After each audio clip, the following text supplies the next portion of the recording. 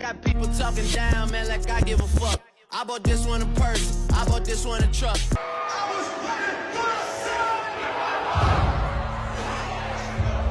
I can't change it, the reason you love me. Listen, you can hear them calling my name. Yeah, I'm leaving, I'm gone, I'm leaving, I'm gone. I want this life.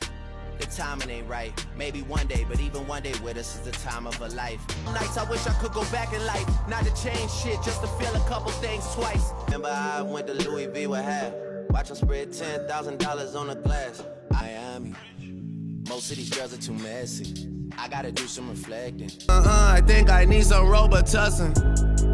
I'm self-made, selfish with my women, self-employed. I'll buy the neighbor's house if they complain about the noise, man. We gon' go Tony Montana and cop them some shack at the Fritos, but they're from the Wave, fam. They gotta get a world tour. Is that a world tour or a girl's tour? I know that you gotta be a thug for. This ain't what she meant when she told you to open up more. Yeah, trigger fingers turn to Twitter fingers. Yeah, you getting bodied by a singing nigga.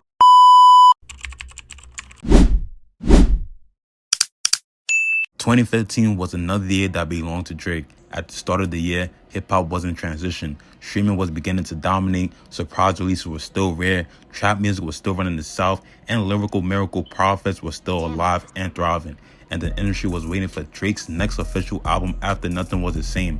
Instead, what they got was greatness. On February 13th, with no warning, Drake dropped If You're Reading This Is Too Late. No rollout, no press run, no radio or lead single. Just a cold upload that immediately felt like a statement. Darker, aggressive, focused. This was the sensitive pour my heart out Drake. This was rap Drake.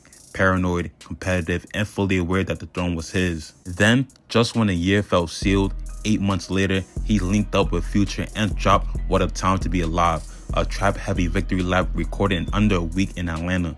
2 #1 projects, 1 calendar year, 0 breathing room, but that's not even the full story, because in between those releases, Drake was everywhere, on the radio, on club records, on remixes, in a high-profile feud with Meek Mill that produced back-to-back a diss record that turned into a meme, a Grammy nomination, and a cultural moment. He wasn't just dropping music, he was controlling narratives. 2015 was the year Drake mastered saturation. He blurred the line between mixtape and album, between rapper and pop star, between internet virality and lyrical dominance. He understood the streaming era before most of his peers did, and he weaponized it.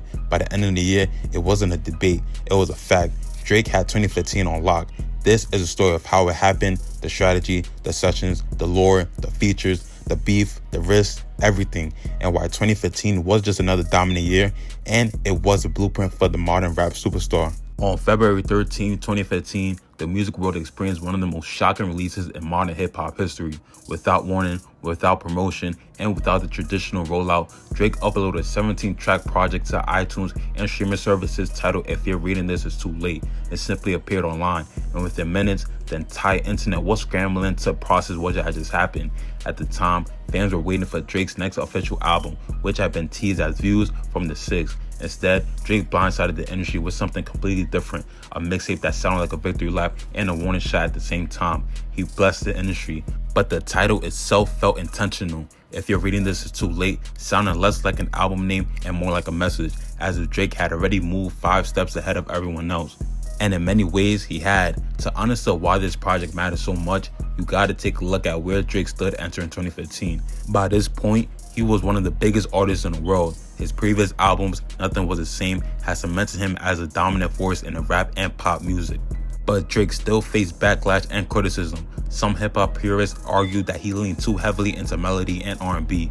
Others questioned whether he could truly compete in the lyrical arena with rap's most aggressive voices. They were basically saying Drake wasn't an actual rapper. He didn't fit into the mold and criteria that were needed for him to be considered an actual rapper. But that was stupid and dumb. Niggas were just mad that Drake was going platinum, he was versatile, and could make a hit song and album. So, If You're Reading This Is Too Late felt like Drake answering those critics directly. This wasn't the emotional crooner, this was a competitor. Technically, Drake called the project a mixtape, but in reality, it behaved like a full studio album. It debuted at #1 on the Billboard 200, selling over 535,000 copies in its first week. going platinum in a week basically. At the same time, that was an enormous number for a project with zero traditional promotion. This moment was important historically. It helped normalize a new kind of release strategy, the surprise drop, something that artists across genres would begin adopting more frequently in the streaming era. From the very first track, Drake sets the tone. On Legend, he confidently declares his place in rap history before his career is even finished. The message is clear.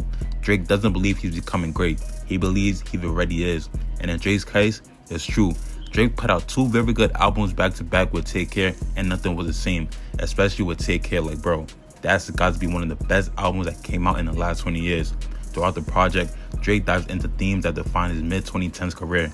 Isolation at the top. Drake repeatedly talks about how success creates distance between himself and everyone else. Friends become suspicious, enemies multiply, trust becomes rare. The pressure of dominance. He knows he's the biggest artist in the genre, and he also knows that everyone is trying to take his position. Ambition without apology. Unlike earlier Drake projects that balance vulnerability with reflection, this tape leans heavily into confidence and competitiveness. Is Drake embracing the role of rap's central figure? Within weeks of release, If You're Reading This Is Too Late had become one of the most talked about projects of the year. It dominated streaming platforms, lyrics flooded social media, and critics began acknowledging something important. Drake had figured out how to control both the music and the moment. He didn't just release songs, he controlled the entire cultural conversation. And just when it seemed like Drake had already secured 2015 with this one project, he had already started solo getting on his next project, because the second half of the year will bring a collaboration that will shake hip-hop culture even harder. A 6-day studio run in Atlanta, a trap legend at the peak of his power, and a mixtape that will produce one of the most recognizable anthems of the decade. That story begins with the arrival of Future and the creation of What a Time to Be Alive. By the summer of 2015, Drake had already shaken the industry with If You're Reading This Is Too Late. The project dominated streaming, controlled rap conversations, and re-established Drake as one of the most competitive rappers in the genre. For most artists, that would have been enough for an entire year, but for Drake, he wasn't finished at all. Instead of slowing down, he decided to do something even more unpredictable, join forces with the hottest trap artist in the world, Future. At the time, Future was having a historic run of his own. In months leading up to the collaboration, he had released a series of influential mixtapes and then delivered his career-defining album DS2, which debuted at #1 on the Billboard 200 and solidified him as the leader of the trap music movement. 2 of the most dominant artists in hip-hop linking up at their peak of their powers wasn't just exciting. The story behind What a Time to Be Alive had become a part of hip-hop lore. In 2015 of September, Drake traveled to Atlanta to spend time with Future and record music. The plan initially wasn't to make a full project. It started as a casual studio link-up, but once they got to the studio together, the chemistry was just undeniable.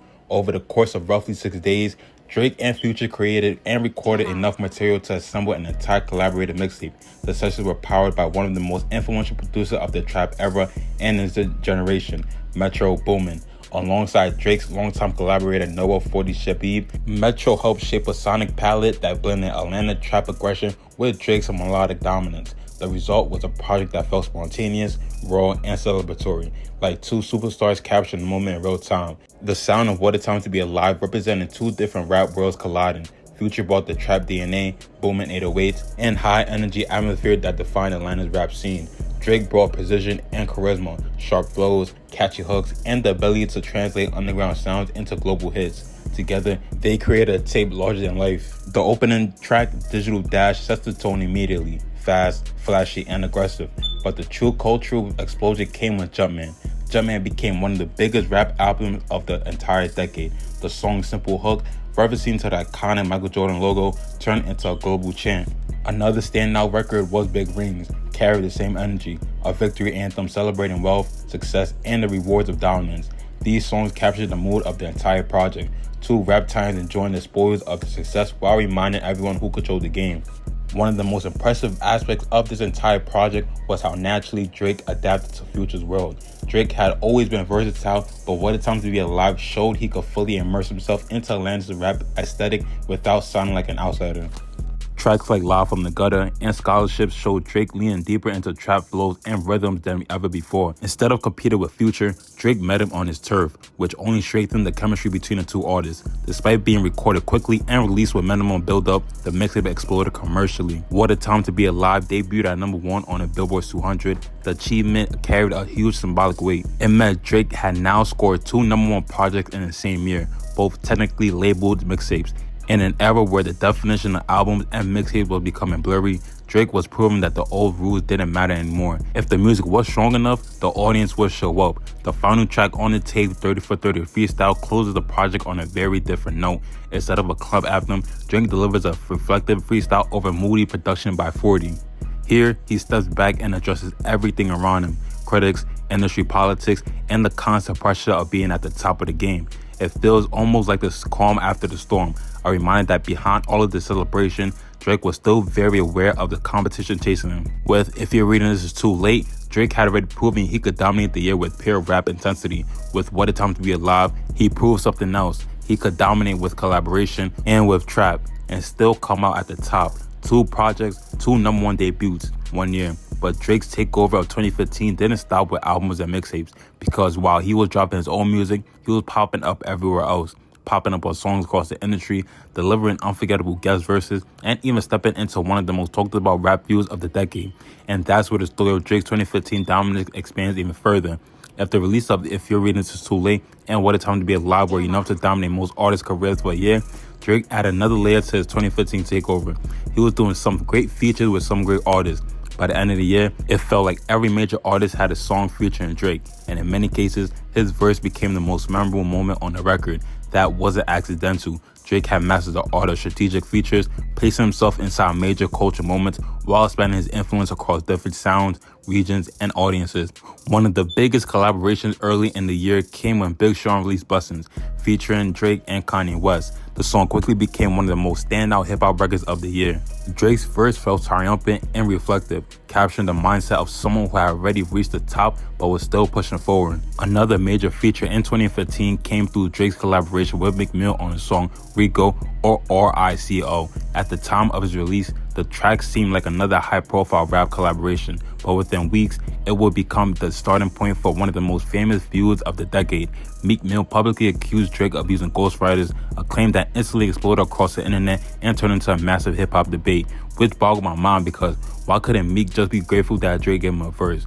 But what will follow from these tweets and posts will be a series of diss tracks, which include the infamous Drake response called Back to Back. Now, while the feud itself would become a major story of 2015, it also reinforced Drake's cultural power. Not only was he dominating musically, he was controlling the conversation around rap itself.